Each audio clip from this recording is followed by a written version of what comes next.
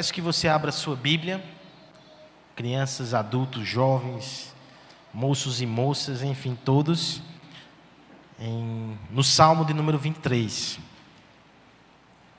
Continuaremos aí a nossa série nos Salmos Reais. Hoje um texto muito conhecido. Que o Senhor nos ajude a ouvir de forma renovada a voz do seu Espírito pela sua palavra. Salmo de número 23. As crianças, o desafio aí para desenhar, tá certo? Temos aqui uma ilustração sobre um pastor que cuida das suas ovelhas. Eu lhe desafio a não pensar necessariamente um pastor, talvez nos modos que você está vendo aqui, tá certo? Mas um pastor do passado, e que em alguns lugares rurais ainda existe. Aquela figura com um cajado, cuidando das suas ovelhinhas. Desenhe isso, tá certo? E converse com o papai e mamãe essa semana sobre o que significa entender que Deus é o nosso pastor. O Senhor é meu pastor. Esse é o texto que nós temos hoje. Alguns talvez o tenham memorizado, mas eu peço que você acompanhe com atenção a leitura da palavra nesse momento. Diz assim a Escritura, a palavra do nosso Deus. O Senhor é o meu pastor, nada me faltará. Ele me faz repousar em pastos verdejantes. Leva-me para junto das águas de descanso. Refrigera minha alma. Guia-me pelas veredas da justiça por amor do seu nome. Ainda que eu ande pelo vale da sombra da morte, não temerei mal nenhum, porque tu estás comigo. O teu bordão e o teu cajado me consolam. Prepara-me uma mesa na presença dos meus adversários. Unge-me a cabeça com óleo. O meu cálice transborda. Bondade e misericórdia certamente me seguirão todos os dias da minha vida. E habitarei na casa do Senhor para todo sempre. Vamos orar pedindo para que o Senhor fale conosco nessa noite. Pai bendito, muito obrigado por esse culto, por tudo que tem sido realizado até aqui. É muito gracioso estar no meio do teu povo. Mas é claro que é muito especial, como ovelhas que somos, quando o Senhor vem até nós e coloca o nosso alimento diante de nós. Ajuda-nos, Pai. Ajuda-nos, inclusive, no processo de digestão. Reconhecemos a nossa incapacidade, as coisas espirituais se discernem espiritualmente, que o teu Espírito fale conosco nessa noite, pela tua palavra, no poder do Evangelho que salva e transforma. Alimenta o teu povo, alegra-nos em Cristo, comunica Cristo ao nosso coração. É isso que te pedimos em nome de Jesus. Amém. Eu quero começar nessa noite com uma pergunta, que é fácil de responder. Simplesmente porque nós temos poucas opções mesmo de resposta adequada. Quem foi o melhor rei que você já teve? E eu não falo do ponto de vista espiritual. Eu falo do ponto de vista humano. Se nós pararmos para pensar e responder isso como nação, aí eu digo que as opções são realmente poucas. O Brasil, em sua curta época de monarquia, teve 2. Até o nome é um só para facilitar a resposta. Ou é Dom Pedro I, Dom Pedro II, Pai, Filho, nem Espírito tem. Qual desses 2? Possivelmente sejamos inclinados a responder que o Dom Pedro II tem mais atributos interessantes. Era um homem que amava a ciência, amava a arte, e desenvolveu muitas coisas aqui no nosso país. Fizeram algumas críticas a ele, muitas vezes pelo seu desinteresse com coisas de política e de governo. Mas isso talvez não seja algo necessariamente ruim. O primeiro, seu pai, ainda que tenha um ímpeto de romper com o Estado de Portugal, não foi um homem que teve tantas virtudes mencionadas assim ao longo da história. Tinha fama de ser um homem que amava muito as mulheres, e não só uma. Metia-se em muitas confusões, e era um pouco desorganizado nas suas funções administrativas. Nos parece que o segundo tem mais virtudes, mas o primeiro, de forma geral, apresenta um retrato mais verossímil do nosso país. O rei, ele de alguma medida influencia os rumos do seu povo e como ele se comporta. Se nós pararmos para pensar nos políticos atuais, nossa resposta pode ficar um pouco mais complicada. Vamos fazer isso? Não. O recorte já foi suficiente para a reflexão. Quando pensamos no reino de Israel, também temos reis ali que representam virtudes, que apontam para caminhos espirituais e que de alguma forma modelaram também o comportamento da nação. Davi e Salomão são os ápices da monarquia em Israel. Especialmente Davi. Tantas vezes mencionado como rei modelo, não rei perfeito. Você conhece a sua biografia também, que em algum sentido até parece com o do Pedro I. Mas o querido rei Davi, ele ficou muito marcado também por ser um rei pastor. Alguém que foi tirado ali do seu labor diário com as ovelhas no pastoreio e foi alçado à posição de guerreiro, posteriormente alçado à posição de rei, e ele levou alguma dessa experiência para o governo de Israel.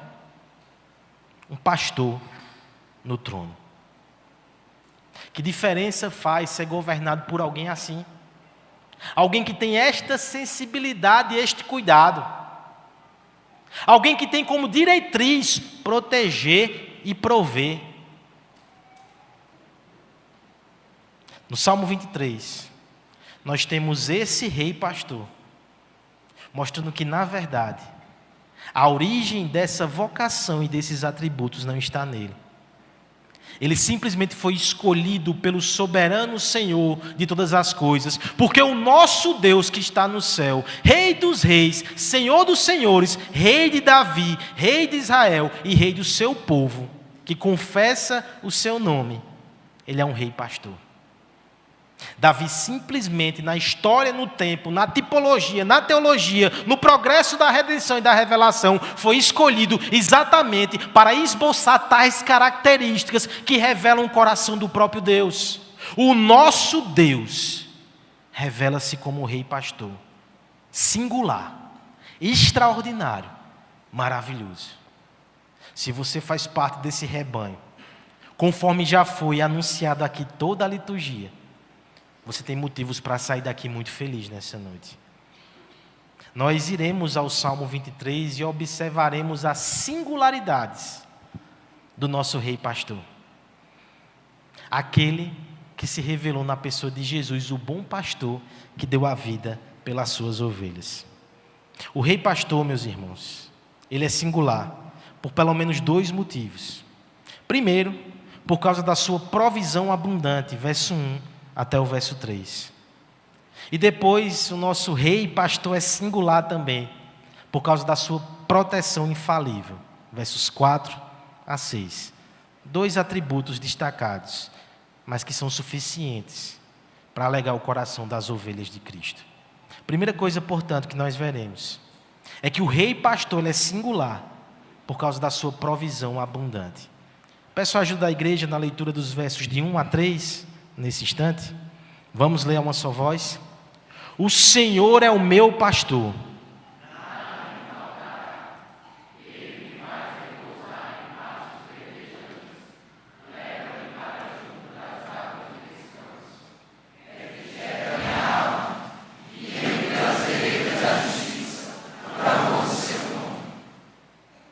Como chegamos até aqui? Nós estamos acompanhando semana após semana um bloco de salmos, que são salmos reais, que eles narraram batalhas, vitórias do rei de Israel. O Salmo 20, recapitulando rapidamente, é uma oração de preparação para a batalha.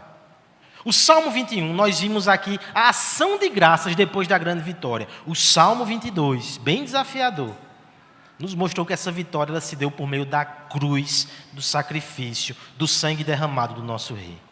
De repente, então, depois desses salmos tão intensos, desses blocos temáticos tão fortes, o Salmo 23 abre com uma declaração: o Senhor é meu pastor. Sabe o que nós não encontraremos nesse texto? Clamores, gemidos, inquietações. Ele é um salmo de declaração de confiança. Essa é a sua classificação literária. O que nós temos aqui é alguém que passou pelas dificuldades e neste momento está em tranquilidade, em prosperidade, distante de adversidades. O que nós podemos montar aqui na nossa mente, no nosso cenário teológico, para entender melhor o texto, inclusive no seu contexto, é que depois de narrar as vitórias, narrar o sangue derramado, o sacrifício e o custo, Davi agora usufruindo da paz, usufruindo daquele momento de regozijo, o que é que ele faz? Ele lembra que ele só está ali por causa do seu Deus, que ele é rei porque o rei acima de todos o colocou ali, e que ele é pastor para cuidar das ovelhas de Israel, porque há um pastor sobre ele, um superintendente que está o conduzindo e que está cuidando dele também. Na hora da prosperidade, Davi se lembra de Deus. Sabe quando você consegue? Você vence aquela luta, você suporta aquela provação, finalmente você consegue a vitória. Você se recusa a ficar distraído, enebriado, pensando em si mesmo, regalando-se nos benefícios conquistados. Você para, você medita, você lembra, você agradece e você exalta a Deus. É isso que Davi está fazendo. Ele percebe a provisão, mas ele não se distrai com a provisão. Os seus olhos se voltam para o provedor. O Senhor é o meu pastor.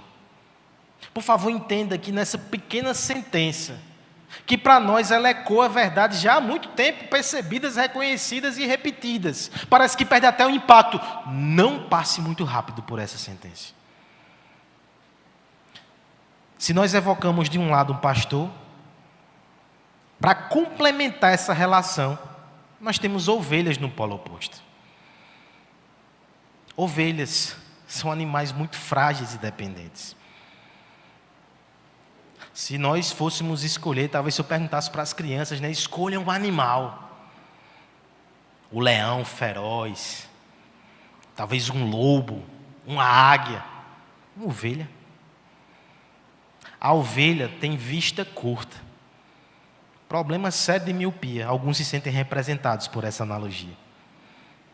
As ovelhas não são rápidas e não são fortes. Elas são presas fáceis para as feras do campo. As ovelhas não conseguem encontrar o alimento sozinho. Existem animais que têm faro mais apurado e que conseguem fazer isso. Ovelha não. Se não houver um pastor guiando, as ovelhas podem morrer de fome.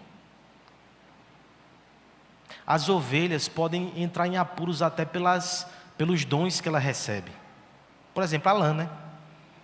Não sei se você já viu alguma figura na internet. Eu estimulo as crianças a depois pesquisar com o pai em casa. Uma foto de uma ovelha que passou anos sem ser tosquiada. É uma coisa enorme que a envolve e ela não consegue se locomover.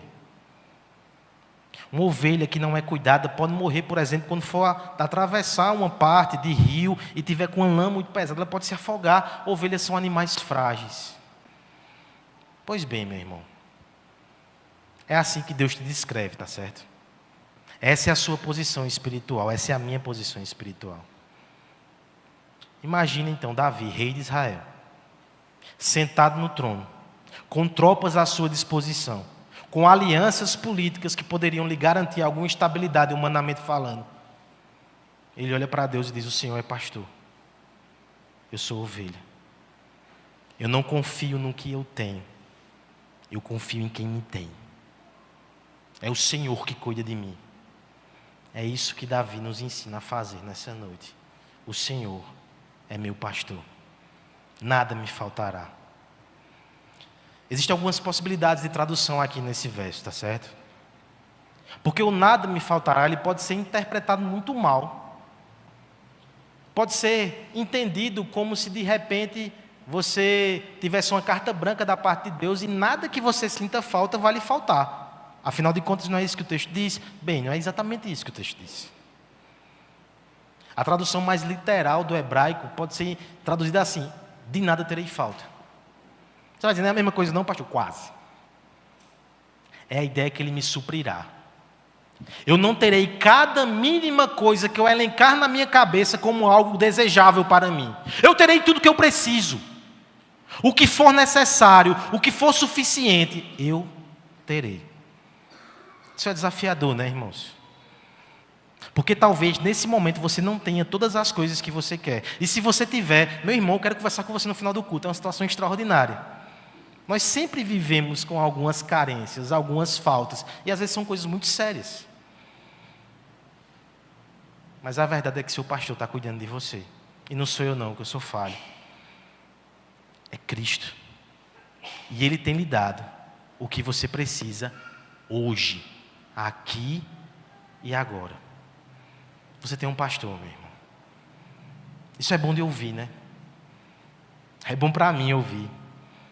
Abrindo o coração, às vezes estar na condição de pastor humano é muito desafiador.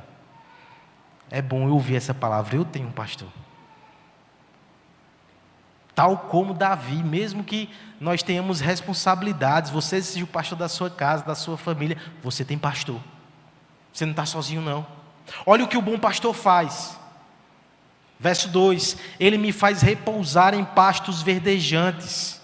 Leva-me para junto das águas de descanso. Duas verdades que são espelhadas na poesia do Salmo, que são complementares. Pastos verdejantes, você sabe que está significando comida, né? Para a ovelha, pasto é comida. É exatamente a função do pastor levar as ovelhas a lugares que elas podem se alimentar, porque elas não conseguirão fazer sozinho. E quando o texto destaca pastos verdejantes, está dizendo que esse pastor é muito hábil.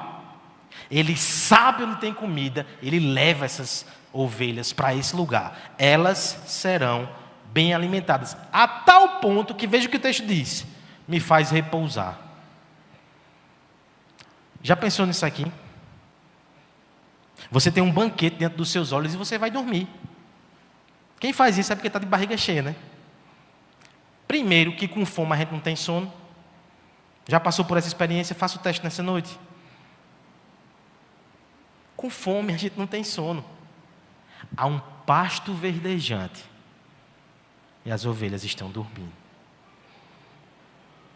Há um aspecto negativo nessa ilustração que eu queria trazer, mas lembre de você, talvez num passado não tão distante, onde tudo que você queria ouvir uma pregação bíblica, uma exposição do texto que falasse de Cristo para a sua alma. E quando você começou a ouvir isso, aquilo ardia no seu coração. Você degustava cada vírgula, cada letra. Talvez passaram alguns anos e você está dormindo aqui. Acorde. Mas a ideia é que quando há muita comida, a gente fica até mais relaxado. Pastos verdejantes. Segundo exemplo, segunda ilustração. Leva-me para junto das águas de descanso. Que águas de descanso são essas? É um lugar recreativo ali? São águas quentes, onde as ovelhas poderiam fazer um spa? A ideia aqui não é que a água é de descanso, são águas onde eu posso descansar. É o mesmo princípio. Nem sempre em Israel você encontrava fontes de água fresca para alimentar os rebanhos. Os pastores tinham que ter ali suas habilidades, inclusive com as alternâncias de clima, as estações e o tempo. Eles precisavam ter essa perícia para levar as ovelhas a lugares que elas poderiam beber. As ovelhas, elas tinham inclusive a capacidade de passar dias sem tomar água. E quando encontrassem uma fonte de água para fazer um estoque de provisão, elas poderiam beber 9 litros de uma vez. Meio galão de água mineral, né? Mas elas bebiam aquilo avidamente, porque o instinto de sobrevivência fazia com que elas armazenassem, não sabiam se encontrar outra fonte. Veja mais uma vez, à luz dessa informação, como esse texto é precioso. Há um lugar que tem tanta água, eu estou confiando tanto no meu pastor que eu deito. É um lugar de descanso. Perceba os termos que a palavra está usando aqui para dizer sobre a provisão que eu e você temos em Cristo. Há muita comida, há muito alimento, há muita provisão. Faço coro às palavras do presbítero, nós não devemos andar ansiosos aqui. O Senhor tem cuidado de nós, Ele não deixa faltar. Às vezes, a provisão nos alcança nos últimos instantes. E quando Ele o faz, é porque Ele quer ensinar a gente a descansar nele. E não naquilo que Ele faz. Mas em quem Ele é. Totalmente confiável e fiel. Um pastor que não falha. Ele cuida de nós. Não só fisicamente. Mas veja o verso 3. Ele refrigera a alma. O refrigerar a alma pode ser entendido como aquele que estava desfalecido de fome e de repente tem a alma refrigerada. Isso acontece. Mas há um sentido espiritual aqui que vai ficando mais forte no texto. Refrigerar a alma diz respeito às nossas necessidades espirituais que são atendidas. Porque há um alimento espiritual que vem de Cristo que traz ânimo, que traz renovo, que traz força. E uma vez que Ele o faz, Ele nos guia pelas veredas de justiça. É interessante que o termo aqui, vereda, ele diz respeito de forma bem literal a uma estrada rudimentar.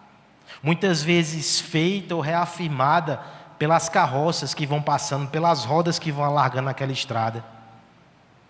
A ideia é que não é necessariamente uma estrada feita por homens, por engenheiros e profissionais, mas é um caminho que ele é calcado, ele é aberto pelas mãos da providência no chão da terra. Vereda de justiça, portanto, é o caminho que Deus abre pela sua providência, na sua palavra, para que andemos segundo a sua vontade, e Ele está nos guiando nisso. Ele alimenta, Ele fortalece, Ele renova, Ele guia. Esta é a provisão do Senhor por amor do nome dEle. E não pense que por amor do nome dEle é uma coisa ruim para você ou para mim, tá certo?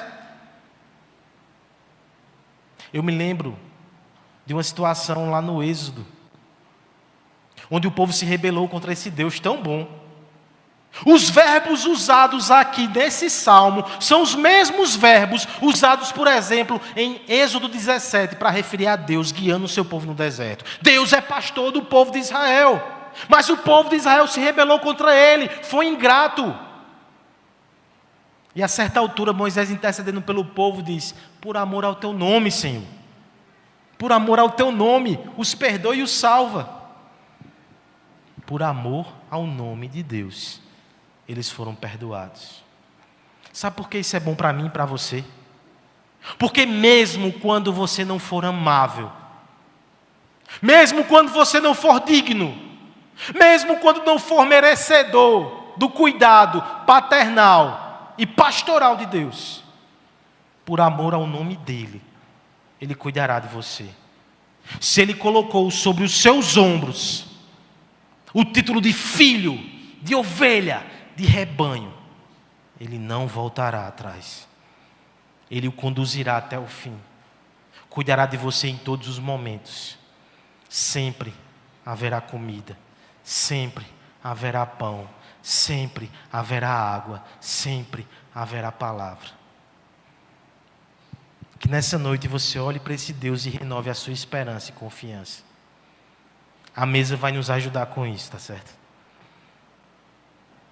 E mais uma vez, olhemos para o Cristo que se fez alimento. Na ceia, né? Ele vai dizer que Ele é pão moído em nosso favor. E o seu sangue é vinho. Não existe pastor como esse. Pastores bons alimentam o rebanho.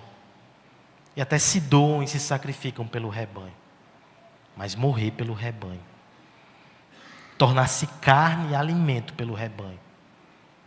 Jesus, e somente Ele faz isso. Se Ele é o teu pastor, todas as tuas necessidades verdadeiras serão satisfeitas nele. Nós precisamos confiar no Senhor. Primeiro, exatamente por causa da sua provisão.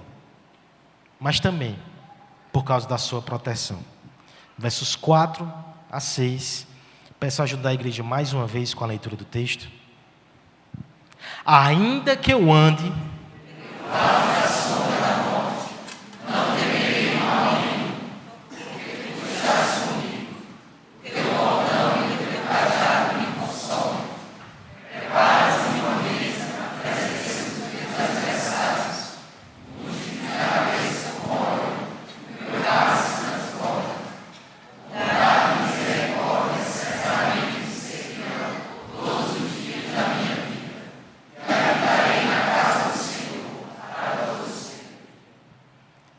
O bom pastoreio envolve não somente provisão, mas também proteção.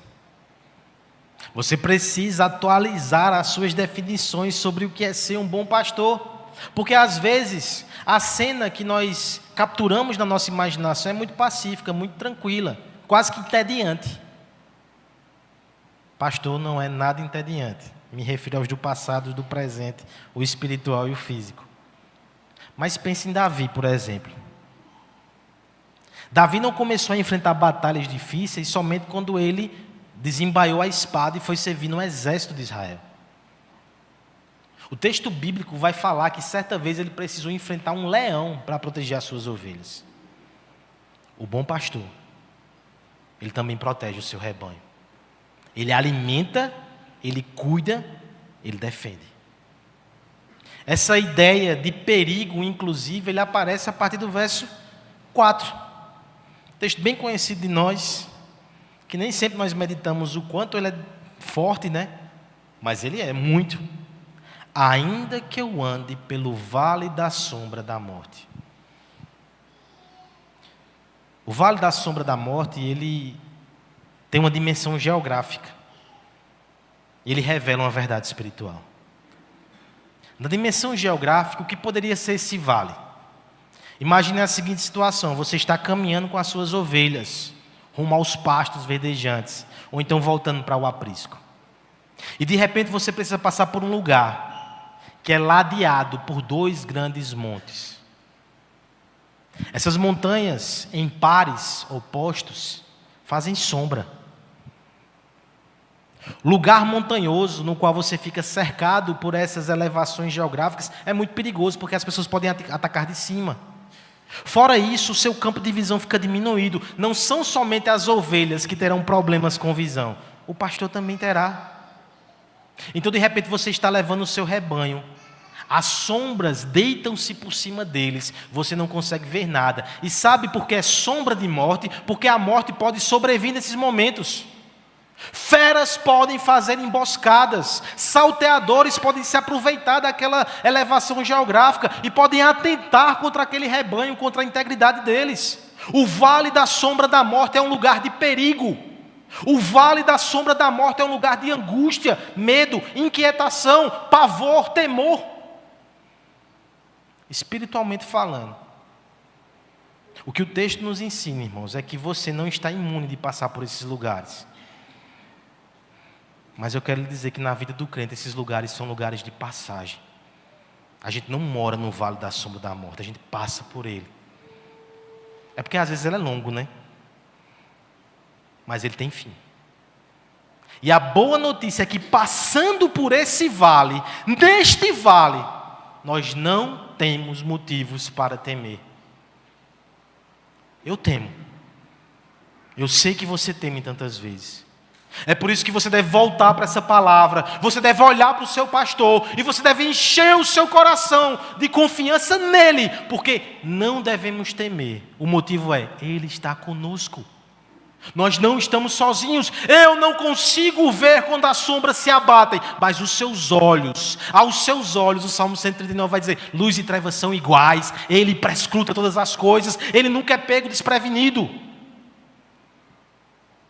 Quando eu olho para as elevações montanhosas ao meu redor, eu temo porque eu estou indefeso. De cima pode me vir uma armadilha que me abateria com facilidade. Mas eu me lembro também do Salmo 121. É do alto que vem o meu socorro.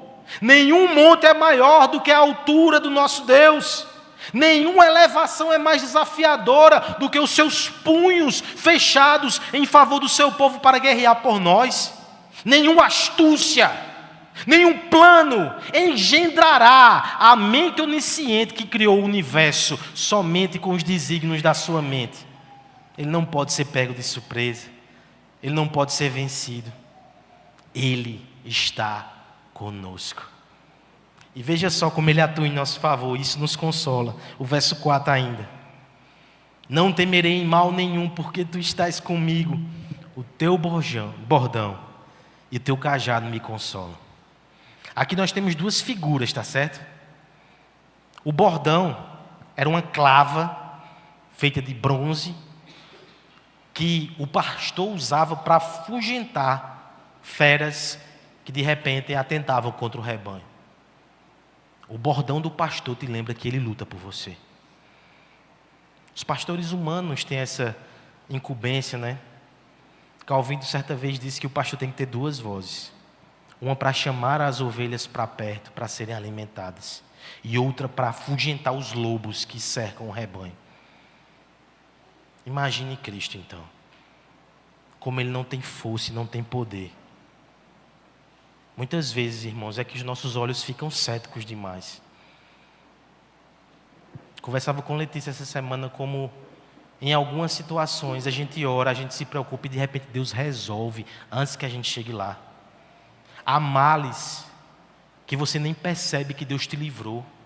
Nós sofremos, nós antecipamos, nós nos angustiamos, mas é apenas uma pequena parte daquilo que tememos que de fato acontece. Em todas as outras, Deus nos livra.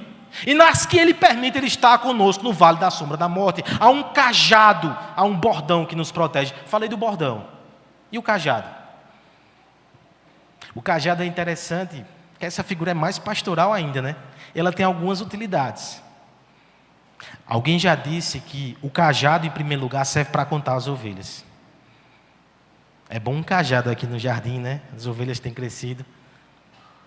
Mas veja, Ele conta cada um de nós. Ele sabe. Ele não vai dar aquela viagem e deixar alguns para trás, não, tá certo? Ele conta cada um de nós. O cajado também serve para apontar a direção para as ovelhas. Lembra, as ovelhas não têm uma visão muito aguçada. Elas ouvem a voz do pastor e elas veem a direção que ele aponta com o cajado. Deus tem apontado o caminho para nós. O cajado serve também para estimular fisicamente as mais preguiçosas. Bora. Talvez o cajado que você tem sentido, irmão, é Deus lhe ajudando a andar um pouco mais rápido. Olha que graça. O cajado serve para corrigir as ovelhas teimosas que às vezes querem se desviar para descaminhos. Tudo isso Cristo faz por nós. Nos anima, nos corrige, nos ensina. Mas sabe o que é mais interessante? Quando nós pensamos em proteção. Há uma promessa completa para você e para mim. O seu pastor, ele lhe protege dos males externos com o seu bordão. Ele nos protege dos males internos com o seu cajado. O pastoreio, até a disciplina é graça, porque é Deus me ajudando a não sair do caminho. Louvado seja o nome do Senhor por isso. Se eu ficasse a minha própria sorte sem pastor, eu já teria saído há muito tempo desse caminho. Mas Ele não permite. No limite, o cajado vem. Você não vai, você volta. Graças a Deus, porque Ele faz isso na tua vida. E às vezes a gente inveja os homens do mundo, porque parece que nada os incomoda. Eles vão nos seus descaminhos, eles fazem as suas astúcias, eles vão se embora, mas isso não é graça não. Graça é quando o cajado diz, você não é todo mundo, volta. Você não é todo mundo. Santas mães, que já nos anunciavam verdades eternas sem a gente saber. Você não, você volta. Ele nos protege, irmãos. Olha essa proteção, como ela é certa, infalível, desafiadora. O verso 5 tem uma ideia muito estranha, de tão maravilhosa que ela é. Prepara-me uma mesa na presença dos meus adversários. Existe uma possibilidade gramatical que isso se refira ao futuro. Mas existe também uma possibilidade de interpretação que eu acho que é mais fluida, que ele está falando do presente. Porque a ideia é que os inimigos que estavam à espreita, eles estão, de repente, presenciando uma coisa muito esquisita. No deserto, no vale da sombra da morte, nos arraiais da força sombria que nos assola, Deus monta uma mesa para nós. Não é isso que Ele está fazendo aqui, não. Eu sei que tem pessoas aqui que tiveram uma semana horrível. Foram pressões que levaram. Foram pessoas que foram levantadas, que disseram, isso aqui veio do inimigo, não é possível não. Angústias, doenças, temores, medos. É na presença dos inimigos que Deus monta uma mesa e te chama para sentar. Ele está dizendo que a proteção é tão certa que você pode celebrar. Porque a ansiedade não te faria estar aqui, tá certo? A ansiedade diga, vá-se embora resolver suas coisas, meu amigo. Mas Deus, pelos olhos da fé, te chama a vir sentar. Você vai parar nesse dia. Você vai descansar das suas obras e você vai confiar que eu estou cuidando de você. Vem sentar, vem comer, vem para a mesa. Prepara-me uma mesa na presença dos meus adversários. Unge a minha cabeça com óleo. Sabe o que é isso? Perfume. Talvez você esteja precisando. Deus tem isso para você. Veja se o irmão ao lado está precisando. Estou brincando. No Oriente Antigo, precisava-se bem, mas você está achando quente hoje aqui? Vá em Israel. Vá no Oriente. Pessoas que andavam longos caminhos sobre sol escaldante. Então imagine que chegavam numa situação às vezes complicada, né? Não tinha Uber. Uber X com ar-condicionado. Essas pessoas então, quando se sentavam em banquetes, uma das formas de um anfitrião dizendo que aquela pessoa era bem-vinda e estimada era derramar um óleo refrescante sobre a sua cabeça. Aquilo produzia um alívio no calor do deserto. Aquilo deixava ele com uma aparência melhor, encebado, brilhando, né? Se você chega numa casa e tem alguém encebado e brilhando, quer dizer que essa pessoa é estimada, né? Então, bem-aventurados os encebados e brilhantes. Mas isso aqui é um sinal do favor de Deus. Na presença dos inimigos, Deus está fazendo com que você brilhe, porque o amor dele está derramando cuidado sobre a sua vida, está refrescando a sua alma, está deixando você cheiroso com o aroma de Cristo. A gente chega trazendo os odores do pecado, né? A fumaça desse mundo impregnando a nossa roupa. A gente sai da igreja cheirando a Cristo, porque Ele derrama esse óleo sobre a nossa cabeça. O que é que Ele faz mais, irmãos? Verso 5. Meu cálice transborda. A ideia do cálice que transborda é que ele pega você, coloca vinho no seu cálice para que você celebre, para que você alegre. Ele não bota pouquinho não, tá certo? Ele não é um anfitrião comedido não. Ele derrama, que transborda. Se alegre na minha presença. Esqueça os inimigos, esqueça as dores, esqueça o calor do deserto. Fique refrescado, fique feliz, celebre. Eu cuido de você. Meu querido irmão, sua alegria, ela testemunha da bondade de Deus. Se está faltando alegria, eu não quero ser alguém que não tem empatia por você, não. Eu sei que é difícil se alegrar, mas você tem um pastor. Olhe para ele, se alegre nele, sente na mesa dele e peça essa alegria, para que você testemunhe de como ele é bom. Servos insatisfeitos e cabisbaixos, preocupados e ansiosos, estão testemunhando algo sobre o seu Senhor. Eu não quero dar esse testemunho. Mesmo aflito por vezes, preocupado, que eu consiga olhar para meu pastor e extrair um sorriso, porque eu tenho e ele me tem. Mude a sua perspectiva, mude a sua visão. Olha o verso 6 como termina.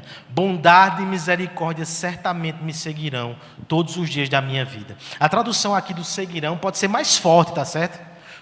Existe a possibilidade de traduzir esse verbo como perseguirão. E eu penso que aqui é uma provocação poética. Nós muitas vezes percebemos os inimigos nos perseguindo. Os boletos, as queixas, os caluniadores, os cobradores de impostos. Nós percebemos todas essas coisas. Os inimigos da igreja. Mas perceba que a visão do salmista é diferente. Quem está me perseguindo é a bondade e a misericórdia de Deus. Já pensou nisso? Existe um movimento natural, muitas vezes, da gente perseguir as bênçãos de Deus, né? A gente ir atrás dessas coisas, a gente ir atrás da misericórdia. O que a palavra está dizendo é que a bondade é que vem atrás de você. A misericórdia é que vem no seu encalço. Deus é tão bom que te procura para te abençoar. Quem te trouxe aqui? Foi Ele. Quem fez com que os seus caminhos fossem até Jesus foi Ele. Nessa semana nós ouvimos alguns irmãos, inclusive, que vão se batizar. E uma das pessoas disse assim: não fui eu que encontrei Jesus, Ele que me encontrou, quem estava perdido era eu. A graça, a misericórdia, a bondade de Deus, ela encontrou cada um de nós. Boa nova, ela vai nos perseguir até o final da nossa vida. Não olhe para o inimigo, olhe para Cristo. Você habitará na casa do Senhor para todo sempre por causa dele. Se há um cálice de comunhão que transborda, é porque um dia houve um cálice de juízo que ele bebeu no seu lugar. Esse texto, como tantos outros, nos deixa diante de uma crise também e de um escândalo. Porque se Deus cuida assim das suas ovelhas, e se Deus cuida assim especialmente do seu rei, por que Jesus não usufruiu de tal cuidado? A resposta é a resposta da aliança, a resposta do Evangelho, é a resposta da salvação.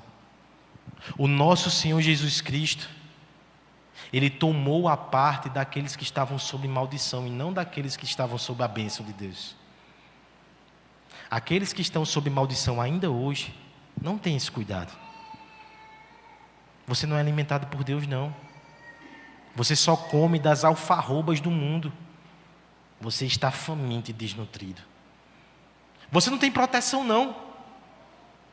Deus não é por aqueles que não têm uma aliança com Ele. Foi nessa situação que Jesus se colocou. Porque eu estava nela e você estava nela. E uma vez que Ele se colocou debaixo dessa edificação amaldiçoada, Ele olhou para nós e disse: vá para o outro lugar. Saia daqui. Siga aquele pastor e aquele rebanho.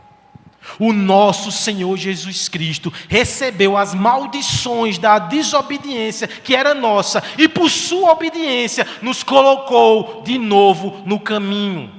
Nós habitaremos na casa de Deus por causa do Filho de Deus, o nosso bom pastor, que deu a vida pelas suas ovelhas. Nós comemos dele, nos alimentamos dele, o cálice transborda por causa dele.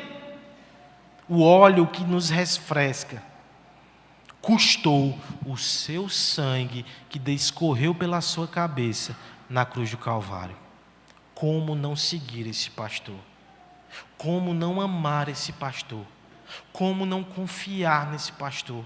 Como não pertencer a esse pastor? Se você está aqui e ainda não se entregou a Ele, eu só posso crer que a bondade e misericórdia está te perseguindo. Se renda. Se você está distante desse pastor por algum motivo, se você não anda perto do rebanho, hoje é uma noite de recomeço. Por que você está andando sem comida por aí? É aqui, na casa de Deus, com o povo de Deus, com a palavra de Deus sendo pregada, que você vai ser alimentado. É aqui que você é protegido. Talvez você andou por muito tempo longe. Que hoje, para a glória de Deus, o cajado apareça e diga: ei, aqui você volta. O seu caminho é esse. Vereda de justiça. Volte para o caminho. E a todos nós nessa noite, que mais uma vez sejamos fortalecidos na confiança, na esperança e na gratidão nesse pastor que nós temos. Ele continua guiando. Ele continua salvando.